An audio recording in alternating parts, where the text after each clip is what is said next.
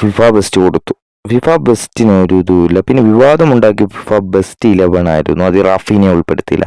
അപ്പോൾ നമ്മളിപ്പോൾ നോക്കാൻ പോകുന്നു FIFA best winners, all the FIFA best winners 2016 തൊട്ടുള്ളൂ. നോക്കാൻ നേരത്താണെങ്കിൽ ക്രിസ്ത്യാനോ റൊണാൾഡോ ആണ്. 2016 ക്രിസ്ത്യാനോ റൊണാൾഡോ നേടിയപ്പോൾ 2017 ക്രിസ്ത്യാനോ റൊണാൾഡോ തന്നെ നേടി.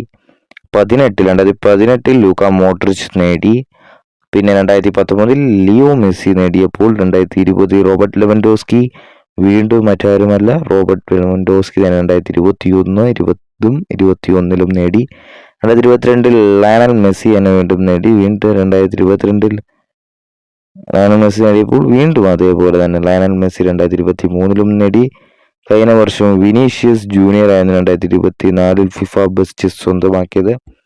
2025 ഇതാ ഡംബലെ സ്വന്തമാക്കി. എന്തായാലും all the FIFA the best winners ആണ്. എന്തായാലും ഇതിൽ മുൻതൂക്കം നോക്കാണ്ട് മെസ്സിക്കും റൊണാൾഡോയ്ക്കും ലെവൻഡോസ്കിക്ക് വരെ മുൻതൂക്കമുണ്ട്. എന്തായാലും ഒരു കിടിലം ഇയർ തന്നെയായിരുന്നു ഉസ്മാൻ ഡംബലയ്ക്ക് കഴിഞ്ഞ വർഷം. എന്തായാലും അതേ കണക്ക് തന്നെ ആള് ഫിഫ ബെസ്റ്റ് ഇത്തവണ നേടുകയും ചെയ്തു.